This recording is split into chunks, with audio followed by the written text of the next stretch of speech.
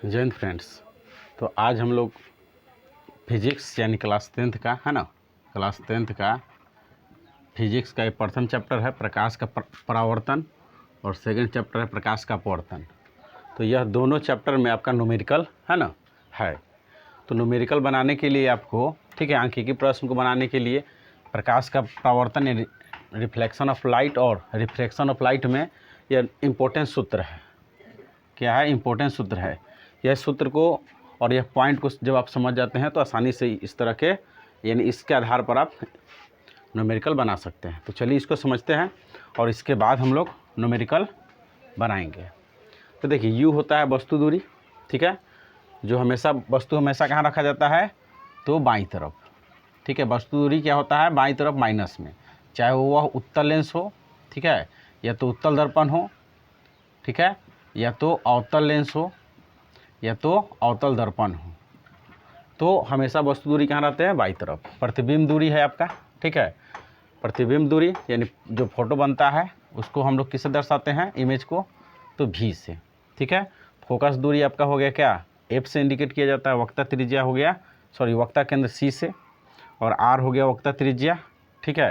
यानी P से लेकर C तक की दूरी को क्या कहते हैं? तो वक्ता त्रिज्या कहते हैं।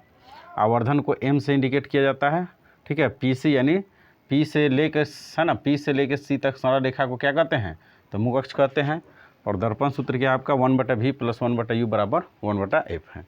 और यहाँ फोकस दूरी यानी F बराबर क्या होता है? R/2। और आवर्धन बराबर, आवर्धन को M से इंडिकेट करते हैं तो H' यानी प्रतिबिंब की ऊंचाई और वस्तु की ऊंचाई के अनुपात को क्या कहते हैं? तो आवर्धन कहते हैं। एक होता है फार्मूला -V/U, ठीक है, यानी प्रतिबिंब की ऊंचाई और वस्तु की ऊंचाई। उसी तरह से प्रकाश का अपवर्तन में आपका है कि वस्तु दूरी सेम टू सेम होगा U से, V प्रतिबिंब दूरी है, F फोकस दूरी और M आवर्धन है। यहाँ लेंस सूत्र में क्या होता है? यहाँ जहाँ प्लस होता है यहाँ पर क्या होगा? माइनस हो जाएगा। यानी 1/V - 1/U बराबर 1/F। लेंस की क्षमता यानी प्रकाश की किरणों की मोड़ने की क्षमता को यानी फोकस दूरी के व्युत्क्रम को लेंस की क्षमता कहते हैं, यानी P बराबर हो गया 1/F। आवर्धन बराबर इसमें भी वही H' और यहाँ पर माइनस था तो यहाँ पर प्लस हो जाएगा। अपवर्तनांक होता है यानी N या म्यू से दिखाया जाता है, तो N लिखे हैं या तो निर्वात प्रकाश की चाल बटा उस माध्यम प्रकाश की चाल के अनुपात को अपवर्तनांक कहते हैं। अपवर्तनांक मतलब कि जैसे मान लीजिए कि क्या बोलते हैं 1 मान लीजिए कि 3 किसी का अपवर्तनांक है, ठीक है। मान लीजिए कि पानी का अपवर्तनांक इतना है तो इतना गुना ज़्यादा प्रकाश की चाल हवा में चलेगा। यानी इतना गुना पानी में प्रकाश की चाल क्या होता है? पानी का जो पानी में प्रकाश के चलने का गति है इतना कम हो जाता है निर्वात की तुलना में, ठीक है। तो इसको हम लोग निर्वात को C से दर्शाते हैं, तो हो गया C/cm यानी M बोले तो मीडियम। तो यही इतना सूत्र है। इसके प्रयोग से हम लोग क्या बनाएंगे मित्र? न्यूमेरिकल बनाएंगे।